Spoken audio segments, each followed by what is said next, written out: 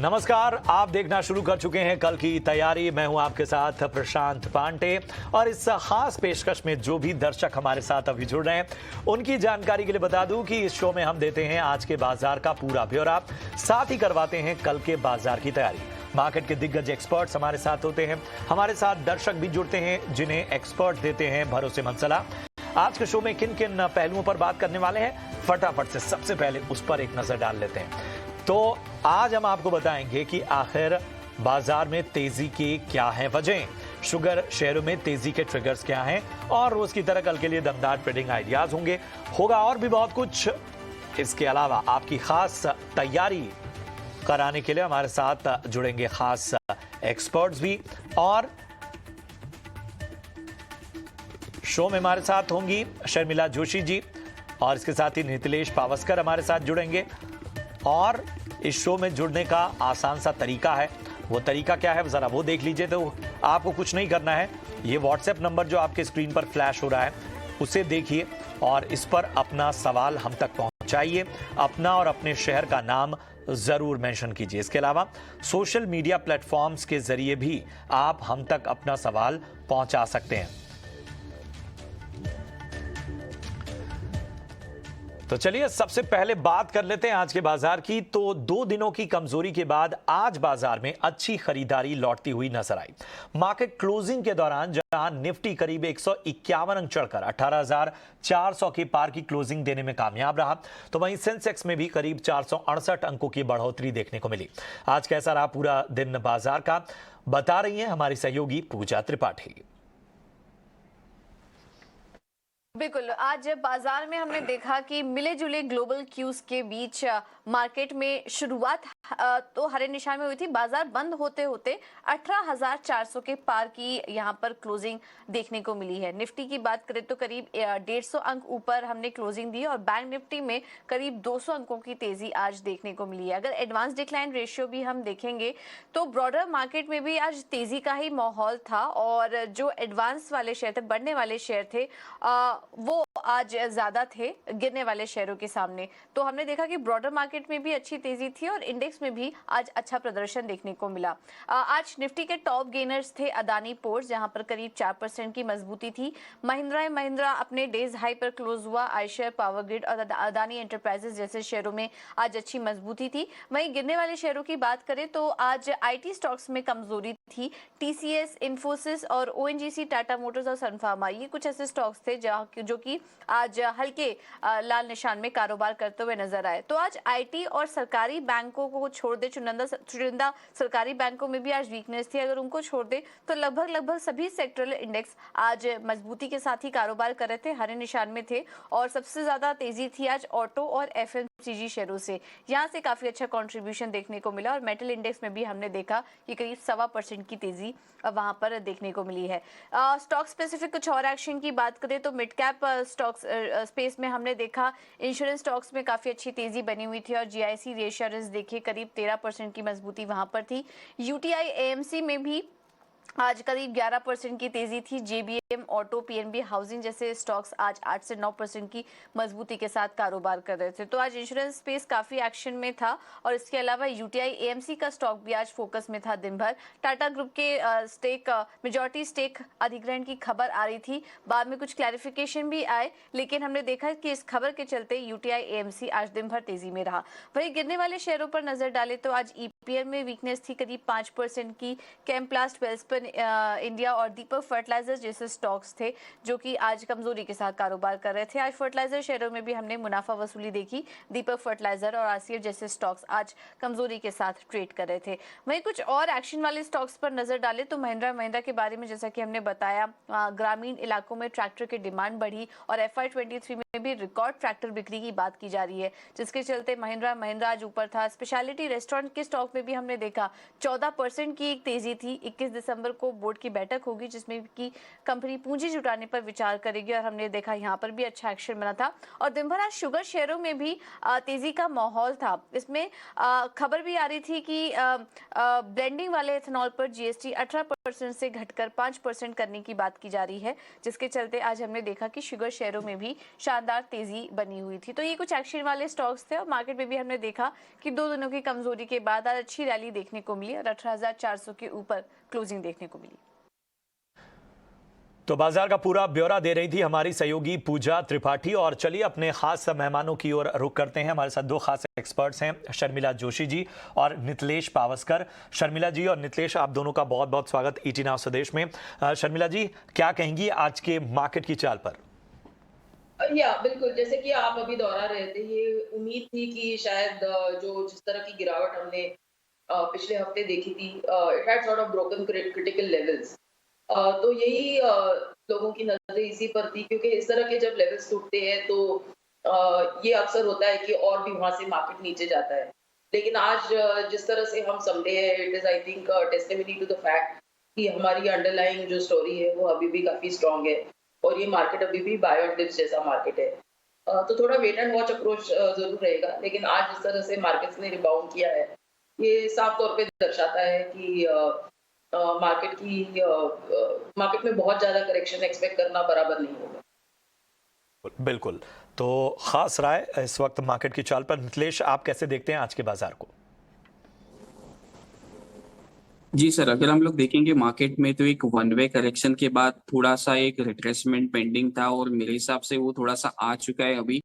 तो अगर मार्केट कल 18,480 से लेके 18,530 इस लेवल के आसपास चला जाता है तो देखो बुल्स में एक होप्स आएगा कि 18,500 के ऊपर अभी कंफर्टेबली होल्ड कर रहा है और यहाँ पे मुझे लग रहा है कि यहाँ पे शॉर्ट करके ही जाना चाहिए।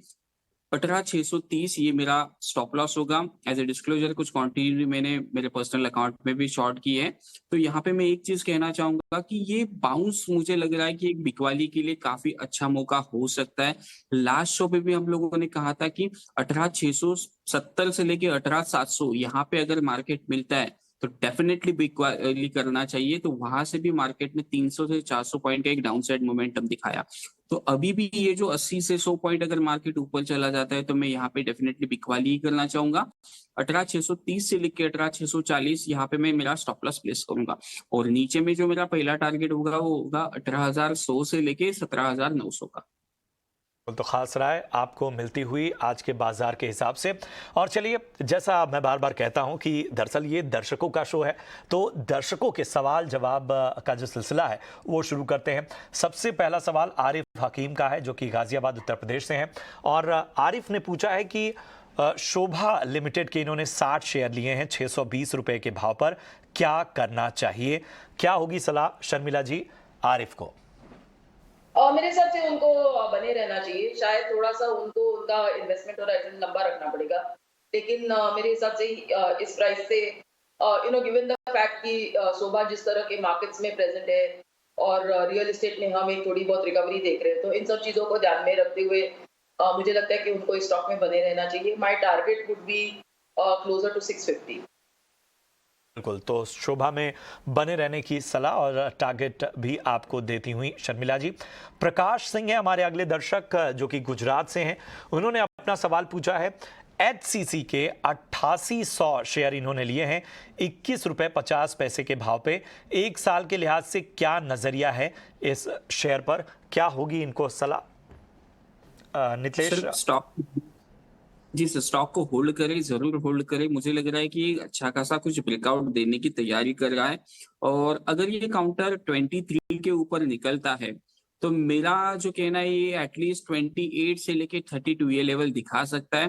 काफी दिनों के बाद अच्छा खासा ब्रेकआउट चार्ट के ऊपर देखने को मिला है, तो डेफिनेटली इसमें बने रहे। स्टॉप लॉस का जरूर ध्यान रखें, 19 रुपए का स्ट्रिक्टली स्टॉप लॉस रखें। जैसे ये काउंटर 23 रुपए का लेवल ब्रेक कर देगा तो इसमें एक और जोरदार तेजी से मोमेंटम हमें देखने को मिल सकता है।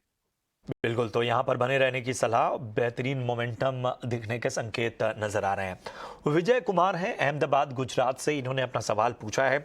वार्ड विजार्ड इनोवेशन के 250 शेयर इन्होंने लिए हैं 61 रुपए के भाव पर। लॉन्ग टर्म के लिए क्या नजरिया रखना चाहिए? शर्मिला जी, क्या होगी इन्हें विशेष सलाह? वार्ड विजार्ड एक ऐसी कंपनी है जो टू व्हीलर ईवी बनाती है और मुझे काफी पसंद है कंपनी। हुआ यही है कि ईवी टू व्हीलर का स्पेस थोड़ा बहुत डिस्टर्ब हुआ है, क्योंकि जिस तरह की खबरें चलती है कि टू व्हीलर को आग लगी एक्सेट्रा, तो वो उस तरह के फेज से ये पूरा सेक्टर गुजर रहा है, तो आपको थोड़ा पेशेंस रखना पड़ेगा। लेकिन मेरे हिसाब से ये एक ऐसा स्टॉक है जो प्योर प्ले है ईवी टू व्हीलर स्पेस पर और स्मॉल कैप है, तो थोड़ा पेशेंस रखिए और मेरे हिसाब से बने रहिए। तो पेशेंस रखिए, यहाँ बने रहने की सलाह आपको। और इन्हीं का अगला सवाल है शर्मिला जी। अशोक लेलैंड के इन्होंने 100 शेयर लिए हैं 148 रुपए के भाव पे, क्या करना चाहिए? उन्हें बने रहना चाहिए मेरे हिसाब से कि जिस तरह से एक तो अशोक लेलैंड की अपनी सीवी स्टोरी तो है ही, फिलहाल काफी अच्छी सेल्स है, लेकिन उसके साथ साथ उनके ईवी भी इलेक्ट्रिक व्हीकल्स में भी लॉन्चेस है। उन्होंने फिलहाल में ही एक ईवी फुली एयर कंडीशन बस BEST को भी दी थी, तो इस तरह की खबरें मेरे हिसाब से कंपनी में मोमेंटम बनाए रखेगी। उन्होंने बैलेंस शीट पर भी अपने काफी काम किया है, तो वो भी अभी काफी क्लीन नजर आ रहा है। तो from all perspectives I think Ashok Leyland एक लंबे, एक अगर आप 1-1.5 साल का टारगेट रखें मन में, तो एक अच्छा स्टॉक है। बिल्कुल बिल्कुल, तो यहाँ पर आपको बने रहने की सलाह। रेनू चलगानी है मुंबई से हमारी अगली दर्शक, जिन्होंने सवाल पूछा है। हिंद कॉपर के 75 शेयर लिए हैं 118 रुपए के भाव पर, होल्ड करें या फिर सेल करना चाहिए, ये पूछा है नितलेश। क्या होगी इन्हें सलाह? सर स्टॉक को होल्ड करें। स्टॉक में एक अच्छा खासा बेस है 107 से लेके 106 इस रेंज में। अगर ये काउंटर फिर से 115 का लेवल निकाल देता है तो हमें फिर से एक 125 का लेवल देखने को मिल सकता है। तो 106 रुपए के स्टॉप लॉस के पोजीशंस होल्ड करें। ऊपर में अच्छा खासा मोमेंटम आपको देखने को मिल सकता है। बिल्कुल, तो यहाँ होल्ड करने की सलाह, ऊपर लेवल पर मोमेंटम दिखने के संकेत। इधर अगले जो दर्शक हैं उनका नाम है जयप्रकाश चौरसिया, जो कि सतना मध्य प्रदेश से हैं। देवयानी इंटरनेशनल के 195 रुपए के भाव पे 500 शेयर ले रखे हैं, क्या करना चाहिए? नितलेश, क्या होगी इन्हें सलाह?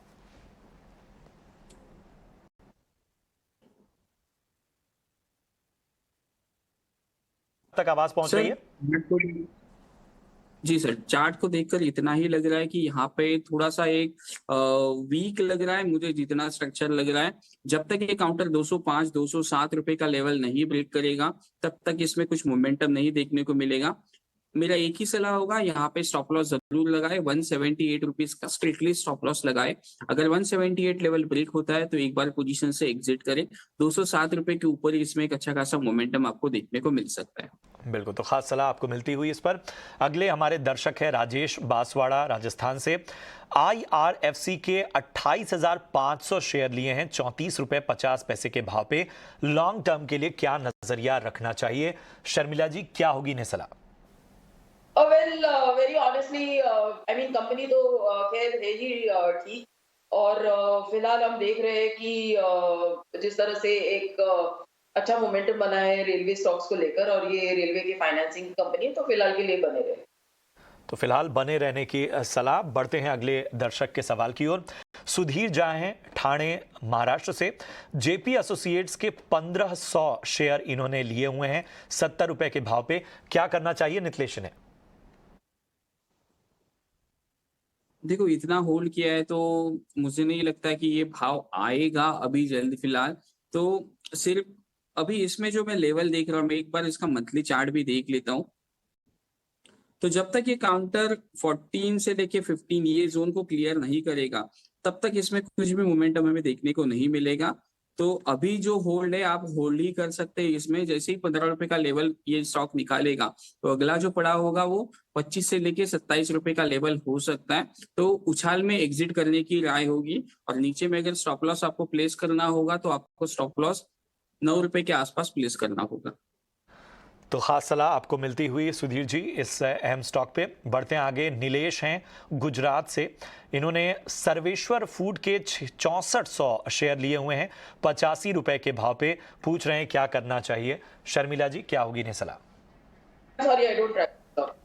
जी जी, नितलेश आप ट्रैक करते हैं क्या?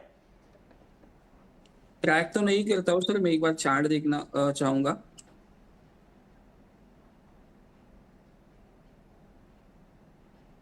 नहीं सर, ये भी स्टॉक मेरे इसमें नहीं आ रहा है सॉफ्टवेयर जी में। जी जी, तो चलिए आगे बढ़ते हैं। सौरभ गौतम है सहारनपुर उत्तर प्रदेश से। अडानी पावर के 50 शेयर इन्होंने लिए हुए हैं 348 के भाव पे, क्या करना चाहिए? शर्मिला जी, क्या होगी सलाह?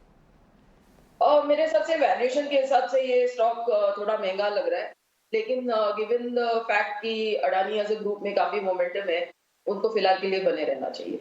बिल्कुल, तो बने रहने की सलाह। और अगले जो दर्शक है उनका सवाल है, कैनफिन होम के 50 शेयर इन्होंने लिए हैं 496 के भाव पे, लॉन्ग टर्म के लिए क्या नजरिया रखना चाहिए? क्या होगी नितलेश इन्हें सलाह? देखो, कैनफिन होम को मैं क्लोजली ट्रैक कर रहा हूँ। ये काउंटर 560 रुपए के ऊपर निकलता है तो फिर से हमें एक अच्छा खासा मोमेंटम देखने को मिल सकता है। और नीचे में जब तक ये 520 ये लेवल को होल्ड कर रहा है, तब तक आप इसमें पोजीशंस को होल्ड कर सकते हो। जैसे ही काउंटर 520 का लेवल ब्रेक करेगा तो फिर से हमें नीचे में 450 से लेके 470 ये लेवल देखने को मिल सकते हैं। तो 520 रुपए का एक स्ट्रिक्टली स्टॉप लॉस मेंटेन करें। 560 रुपए के ऊपर ये आपको 600 से लेके 620 ये लेवल दिखा सकता है। बिल्कुल, तो यहां पर आपको निगाह रखनी है। अगले दर्शक के सवाल की ओर चलते हैं। गुजरात सिंह हैं उत्तर प्रदेश से।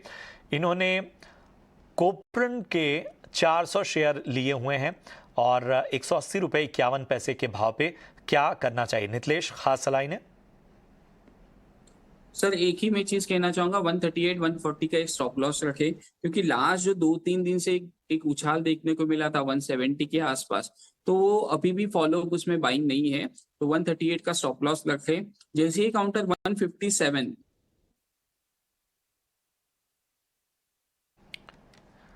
तक ये काउंटर जा सकता है, तो एक बार वहां पे फिर से रिव्यू करेंगे।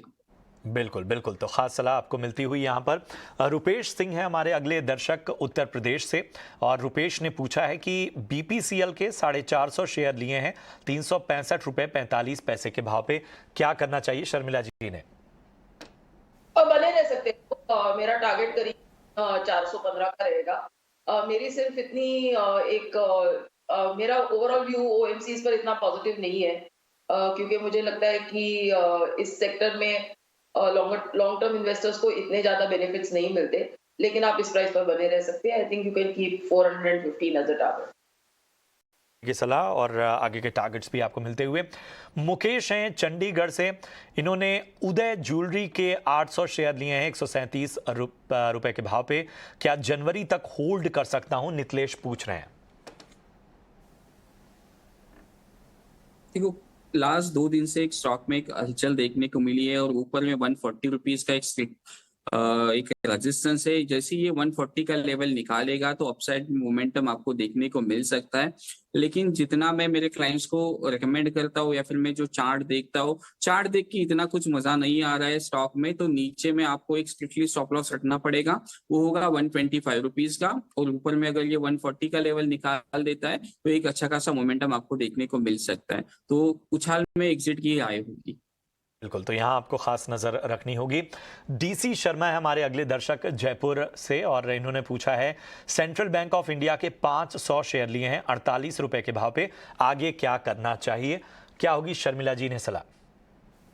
फिलहाल के बने रह सकते हैं, लेकिन ओवरऑल मुझे लगता है कि उनका अगर लंबा समय का पीरियड है मन में, तो एक बेटर क्वालिटी स्टॉक में शिफ्ट करें। My preference would be towards bank of Baroda और लार्जर पीएसयू बैंक।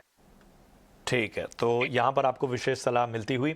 और अगले दर्शक जो है उनका सवाल है, बैंक ऑफ इंडिया के 1000 शेयर लिए हैं 99 रुपए के भाव पे, इस पर क्या नजरिया होना चाहिए? नितलेश, क्या होगी सलाह?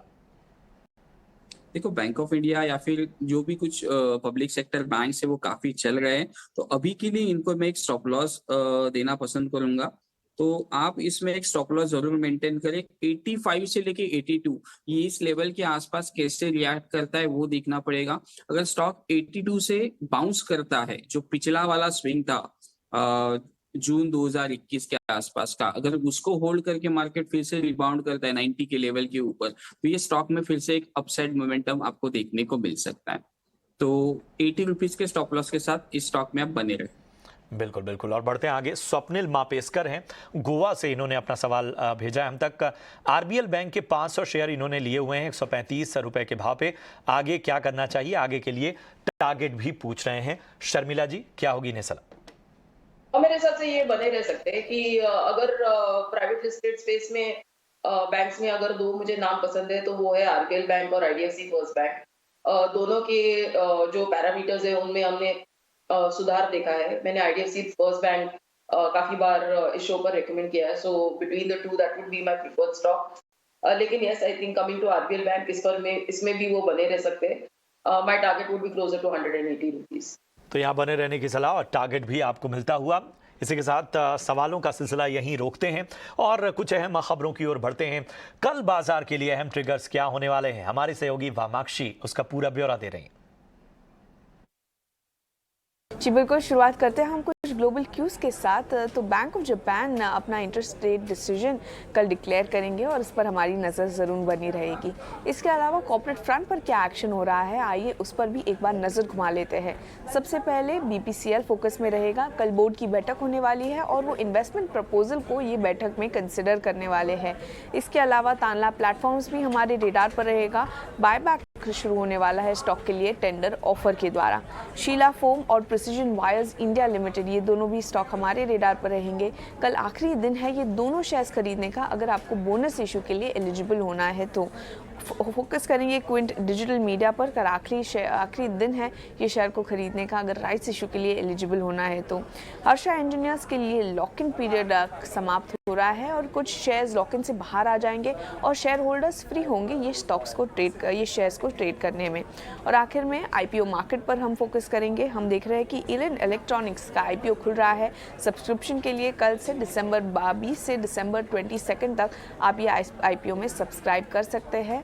और इसी के चलते हम देख रहे हैं ये थे सारे इंपॉर्टेंट ट्रिगर्स जो आपके रेडार पर होने चाहिए कल के ट्रेडिंग सेशन के लिए।